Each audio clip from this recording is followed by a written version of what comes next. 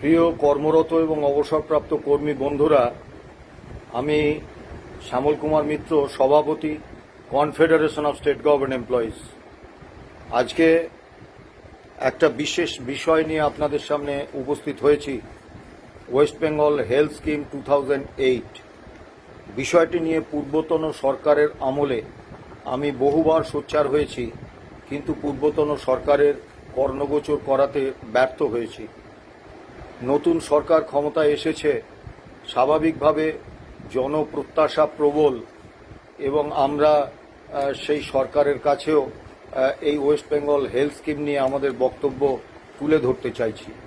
দুটো বিষয়ে আমরা দুটো ভাগেই আলোচনাটা করব।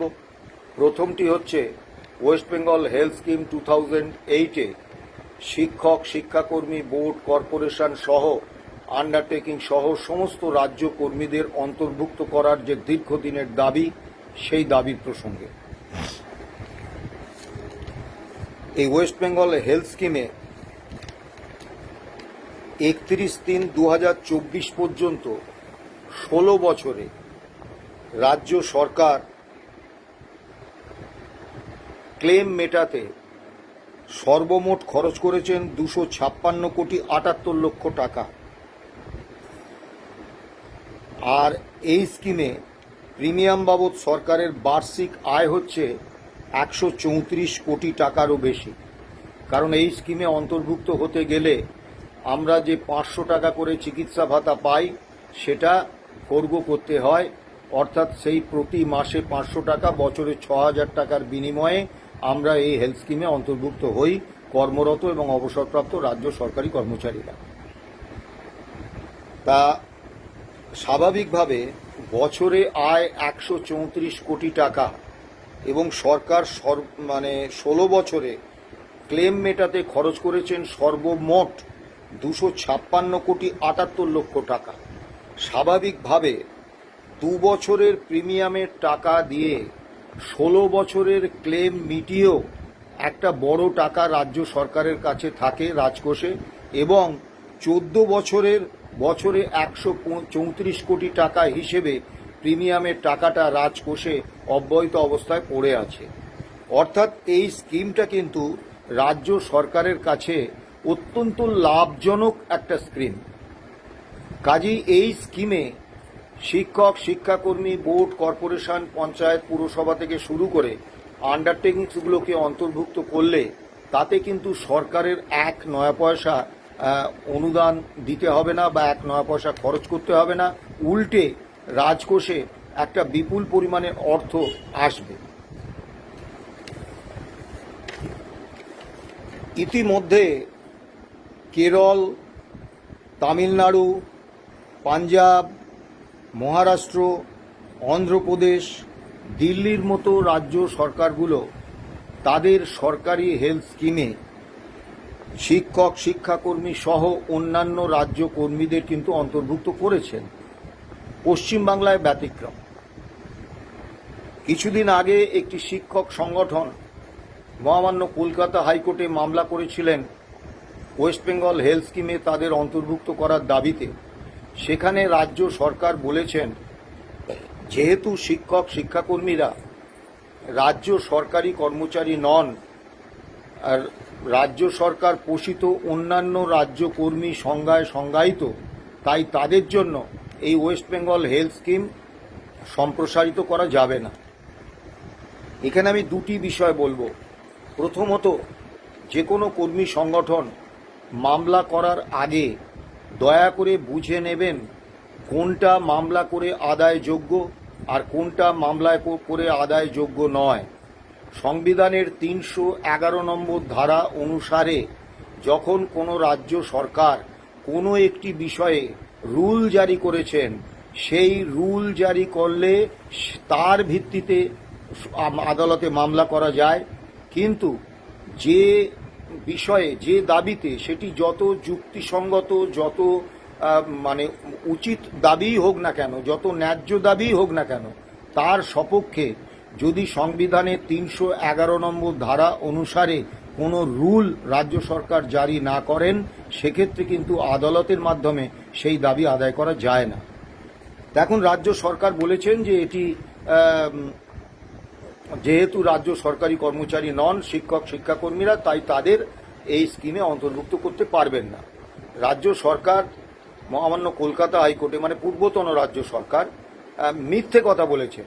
তার কারণ যে এই রাজ্য সরকারই কিন্তু পঞ্চায়েত কর্মীদের তাদেরকে কিন্তু এই স্কিমের অন্তর্ভুক্ত করেছেন, যদিও এখনো পর্যন্ত তাদের যে 2 লক্ষ টাকা পর্যন্ত ক্যাশলেস সুবিধে রাজ্য কর্মীদের দেয়া হয়, অর্থাৎ অবসরপ্রাপ্ত এবং কর্মরত রাজ্য সরকারি কর্মচারীদের, সেটি এখনো দেয়া হয়নি, কিন্তু তাদেরকে এই স্কিমে অন্তর্ভুক্ত করা হয়েছে। অর্থাৎ একটা ক্ষেত্রে যদি অন্যান্য রাজ্য কর্মী যারা সরাসরি রাজ্য সরকারি কর্মচারী নন তাদের যদি অন্তর্ভুক্ত করা যায়, তাহলে অন্যদের কেন এই স্কিমে অন্তর্ভুক্ত করা যাবে না, তারা সরাসরি রাজ্য সরকারি কর্মচারী নন এই কারণ দেখিয়ে। আমরা যারা সংবাদ মাধ্যমের সৌজন্যে কর্মচারী আন্দোলনে নেতৃত্ব হিসেবে জনমানসে পরিচিত, আমরা একটা সাহস আজকে দীর্ঘদিন ধরে আমরা দেখাতে পারিনি।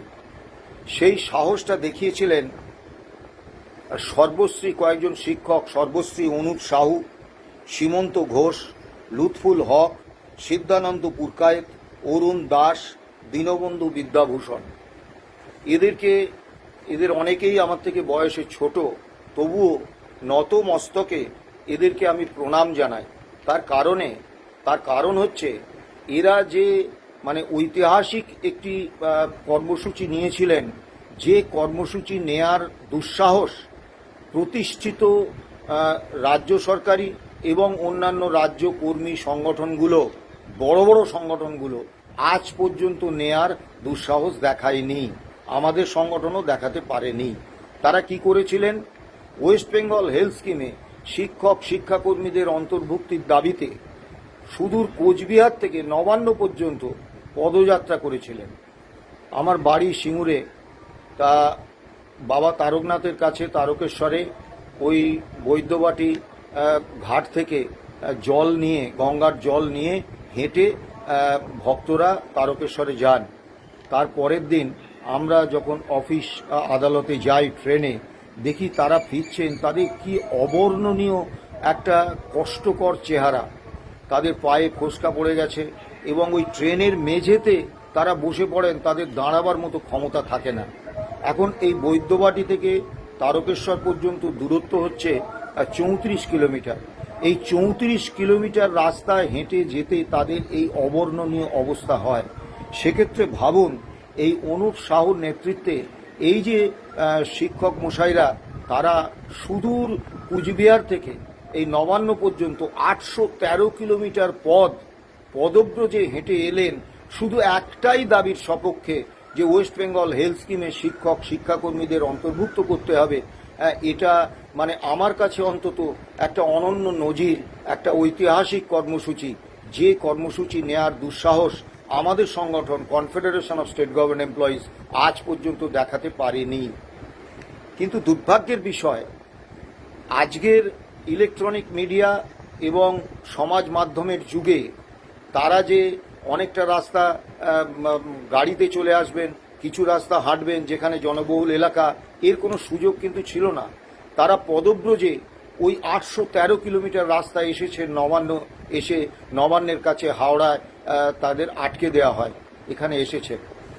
আমি এবং আমাদের সংগঠনের সাধারণ সম্পাদক মলয় মুখোপাধ্যায় একাধিক দিন বিভিন্ন জায়গায় তারা যখন এসে পৌঁছেছে আমরা গিয়েছি, এবং হাওড়ায় আমাদের সংগঠনের সাধারণ সম্পাদক মলয় মুখোপাধ্যায় নিজে উপস্থিত ছিলেন।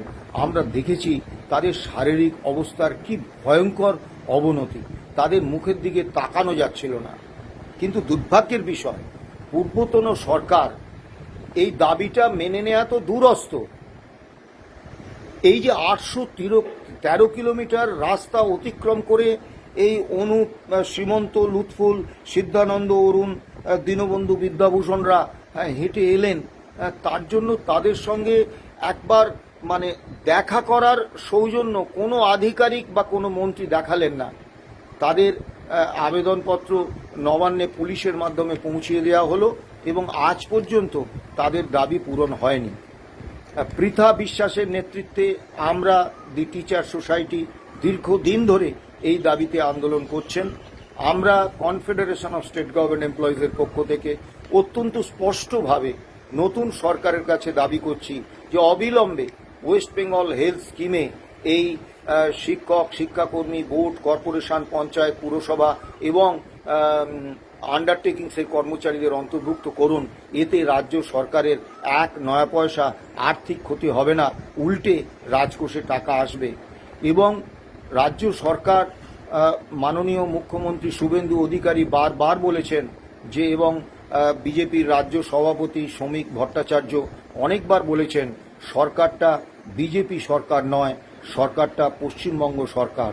সেই পশ্চিমবঙ্গ সরকারের কাছে আমাদের তো এই প্রত্যাশা থাকবে যে শুধুমাত্র কর্মরত এবং অবসরপ্রাপ্ত রাজ্য সরকারি কর্মচারীদের স্বাস্থ্যের বিষয়টা বা চিকিৎসার বিষয়টা রাজ্য সরকার দায়িত্ব নেবেন, কিন্তু অন্যান্য রাজ্য কর্মীদের ক্ষেত্রে অস্বীকার করবেন। এটা তো পশ্চিমবঙ্গ সরকারের পক্ষে গ্রহণযোগ্য কোনো নীতি হতে পারে না।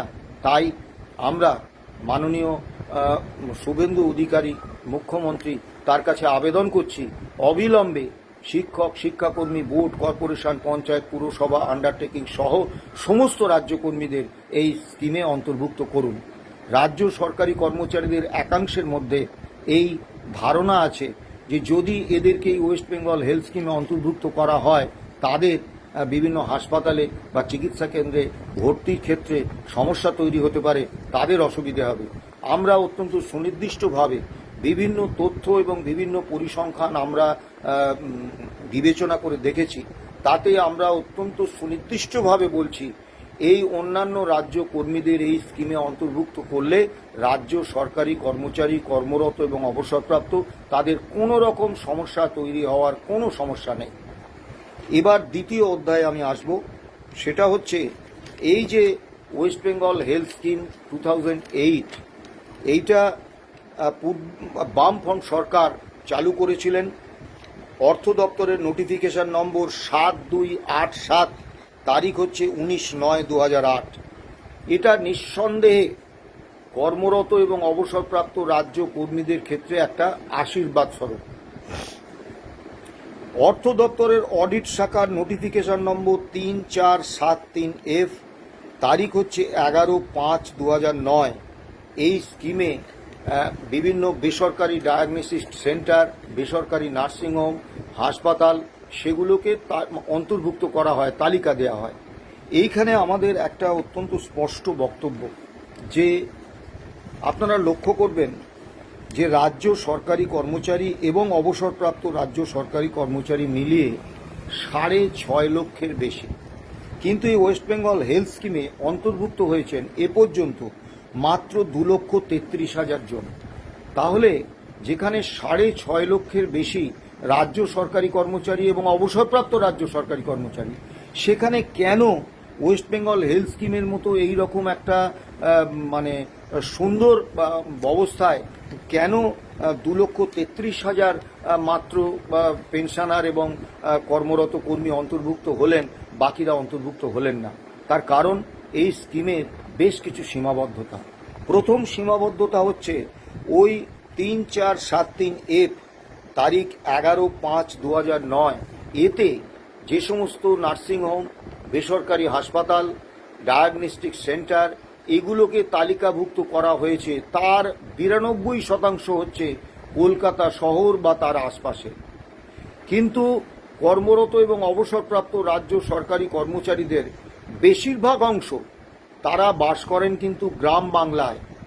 স্বাভাবিকভাবে ধরুন পুরুলিয়ার একজন মানে এই স্কিমে অন্তর্ভুক্ত একজন কর্মচারী, তার পক্ষে কলকাতায় এসে এই স্কিমে চিকিৎসা করানোটা কার্যত অসম্ভব। সুন্দরবনের একটা প্রত্যন্ত অঞ্চলের একজন অবসরপ্রাপ্ত রাজ্য সরকারি কর্মচারীর পক্ষে সুদূর কলকাতায় এসে এই স্কিমে চিকিৎসা করানোটা সত্যি অত্যন্ত কঠিন। যে 2,33,000 জন এ পর্যন্ত এই স্কিমে অন্তর্ভুক্ত হয়েছেন, তারা কিন্তু তাদের খুব বড় মাপের কোনো অসুখ করলে, অর্থাৎ ওপেন হার্ট সার্জারি বা রেনাল ফেলিওর, এই ধরনের বড় মাপের কোনো বিপুল অর্থ খরচের ক্যান্সার, এই রকম কোনো রোগ হলেই তারা একমাত্র এই স্কিমের সাহায্য নেন। কিন্তু অন্যান্য ছোটোখাটো রোগ, অ্যাপেন্ডিক্স অপারেশন হবে বা কোনো পাইলস অপারেশন হবে বা গল ব্লাডার অপারেশন হবে, এই সব ক্ষেত্রে কিন্তু তারা এই স্কিমের সহযোগিতা বা সাহায্য নেন না। কারণ যাতায়াতের যে দূরত্বটা হয়ে যায় তাদের পক্ষে সম্ভব নয়। কলকাতার নার্সিংহোম বা হাসপাতালে চিকিৎসা করাতে গেলে তাদের বাড়তি যে খরচটা করতে হয়, কারণ শুধু রুগীকে এলেই তো হবে না, রুগীর আত্মীয় স্বজনকে আসতে হবে, যারা সেই রুগীর দেখভাল করবে তাদের থাকার ব্যবস্থা করতে হবে, তার জন্য বিপুল খরচ, অর্থাৎ তাদের ঢাকের দায়ে মনসা বিক্রি হয়ে যায়। কাজেই আমি নতুন সরকারের কাছে আবেদন করব যে পূর্বতন সরকার যে স্বাস্থ্যসাথী প্রকল্প চালু করেছিলেন, সেই স্বাস্থ্যসাথী প্রকল্প নিয়ে অনেক সমালোচনা আছে, কিন্তু এই স্বাস্থ্যসাথী প্রকল্পের একটা অত্যন্ত প্রশংসনীয় দিক হচ্ছে একেবারে তৃণমূল স্তর পর্যন্ত বিভিন্ন বেসরকারি হাসপাতাল, ডায়াগনস্টিক সেন্টার সারা পশ্চিমবঙ্গ জুড়ে তাদেরকে কিন্তু এই স্বাস্থ্যসাথী প্রকল্পের তালিকাভুক্ত হাসপাতাল, নার্সিংহোম বা ডায়াগনস্টিক সেন্টার হিসেবে তালিকাভুক্ত করা হয়েছে। ফলে একজন প্রত্যন্ত অঞ্চলের মানুষ তিনিও কিন্তু, ধরুন পুরুলিয়া, জলপাইগুড়ি, বাঁকুড়া, উত্তর দিনাজপুর, দক্ষিণ দিনাজপুর, সুন্দরবনের প্রত্যন্ত এলাকা, এই সমস্ত এলাকার একেবারে প্রত্যন্ত অঞ্চলের মানুষরাও কিন্তু স্বাস্থ্যসাথী প্রকল্পের সুযোগটা নিতে পারেন, কারণ তার কাছাকাছি জায়গায় স্বাস্থ্যসাথী প্রকল্পে অন্তর্ভুক্ত নার্সিংহোম বা ডায়াগনস্টিক সেন্টার আছে।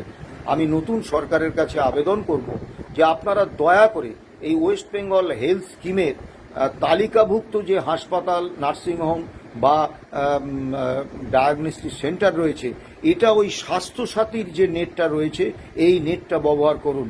এই স্বাস্থ্যসাথীর নেটে থাকা সমস্ত সারা পশ্চিমবাংলায় বিস্তৃত সমস্ত বেসরকারি নার্সিংহোম, হাসপাতাল, বেসরকারি ডায়াগনস্টিক সেন্টার তাদেরকে অন্তর্ভুক্ত করুন। তাহলে কিন্তু সারা বাংলার সমস্ত রাজ্যকর্মীরা, অবসরপ্রাপ্ত কর্মীরা এই স্কিমে উপকৃত হতে পারবেন। দ্বিতীয় যে বিষয়টা সীমাবদ্ধতা, সেটা হচ্ছে গত 11/5/2009 এই স্কিমে রেট চার্ট তৈরি হয়েছে। সেখানে একজন ডাক্তারবাবুর ভিজিট 250 টাকা, অন্যান্য যে ওষুধপত্র থেকে শুরু করে বাকি যে সমস্ত খরচা, সেগুলো এতটাই কম যে বর্তমান 2026-এর যে দ্রব্যমূল্য, চিকিৎসা সামগ্রীর চিকিৎসা ব্যয় যে হারে বেড়েছে, তাতে ওই 11/5/2009 রেট চার্টটা কার্যত অচল।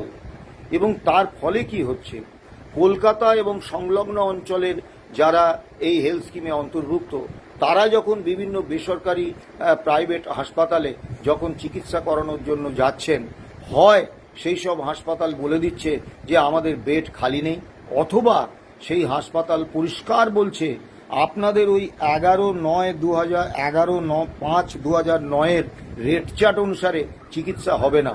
ওয়েস্ট বেঙ্গল হেলথ স্কিমে যে পরিমাণ টাকা আমাদের দেয়া হবে, তার বাড়তি যে খরচটা হবে সেটা কিন্তু আনঅফিসিয়ালি আপনাদের নগদে দিতে হবে, এবং সেইটা দিয়েই কিন্তু তাদেরকে চিকিৎসা করতে বাধ্য হতে হচ্ছে। সেই কারণে আমরা দাবি করব যে 11/5/2009 যে রেট চার্ট তৈরি হয়েছে, বর্তমান দ্রব্যমূল্যের ভিত্তিতে সেই রেট চার্ট পরিবর্তন করা হোক। এবার সবথেকে দৃষ্টিকটু যে সীমাবদ্ধতা এই ওয়েস্ট বেঙ্গল হেলথ স্কিমে রয়েছে, সেটা হচ্ছে যে প্রত্যেকে দেখুন, সে গ্রুপ ডি কর্মচারী হোক, গ্রুপ সি কর্মচারী হোক, গ্রুপ বি কর্মচারী হোক, গ্রুপ এ কর্মচারী হোক, তারা প্রত্যেকে কিন্তু প্রতি মাসে 500 টাকা হিসেবে বছরে 6000 টাকা প্রিমিয়াম দিচ্ছে। এবং এই স্কিমে রাজ্য সরকার এই স্কিমে অন্তর্ভুক্ত অবসরপ্রাপ্ত বা কর্মরত কর্মীদের প্রতি কোনো দয়া, কোনো অনুকম্পা, কোনো পারকুইজিট কিন্তু দিচ্ছেন না। তারা নিজেরা বছরে 6000 টাকা প্রিমিয়ামের বিনিময়ে এই ওয়েস্ট বেঙ্গল হেলথ স্কিমে সুবিধাটা পাচ্ছেন।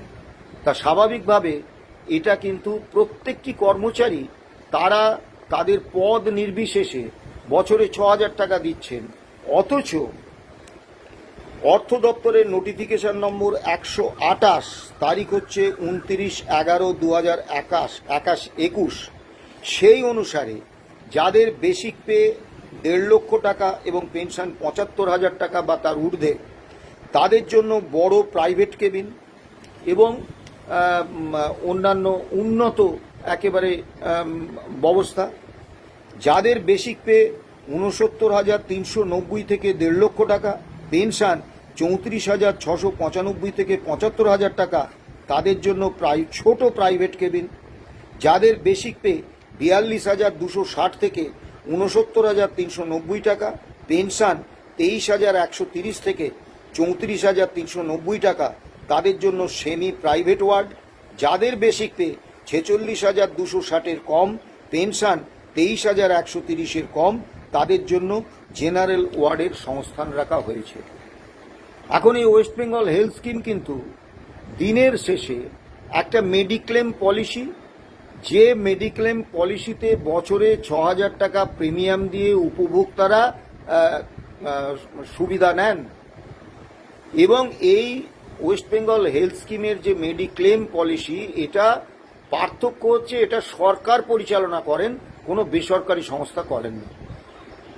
ভারতবর্ষে এমন কোনো মেডিক্লেম পলিসি দেখাতে পারবেন না যেখানে তাদের আর্থিক অবস্থার বিচার করে একই প্রিমিয়াম দিয়ে তাদের ভিন্ন ভিন্ন সুযোগ দেওয়া হয়। এখানে একজন গ্রুপ ডি কর্মচারীও বছরে ৬,০০০ টাকা প্রিমিয়াম দিচ্ছেন, অথচ তার জন্য একেবারে জেনারেল ওয়ার্ডের বরাদ্দ।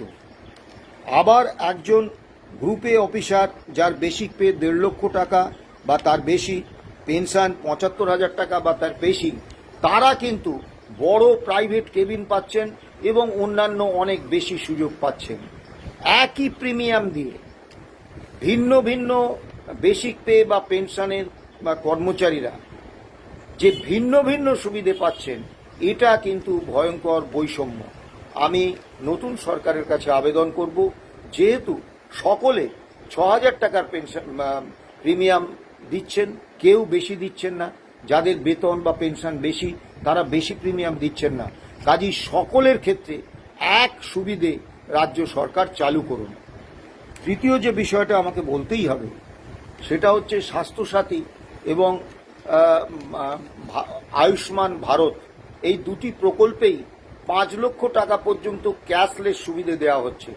সেখানে এই ওয়েস্ট বেঙ্গল হেলথ স্কিমে মাত্র ২ লক্ষ টাকা পর্যন্ত ক্যাশলেস স্কিম। তা আমরা আবেদন করব যে এই ক্যাশলেসের সুবিধেটা স্বাস্থ্যসাথী এবং আয়ুষ্মান ভারতের মতো ৫ লক্ষ টাকা করা হোক ন্যূনতম।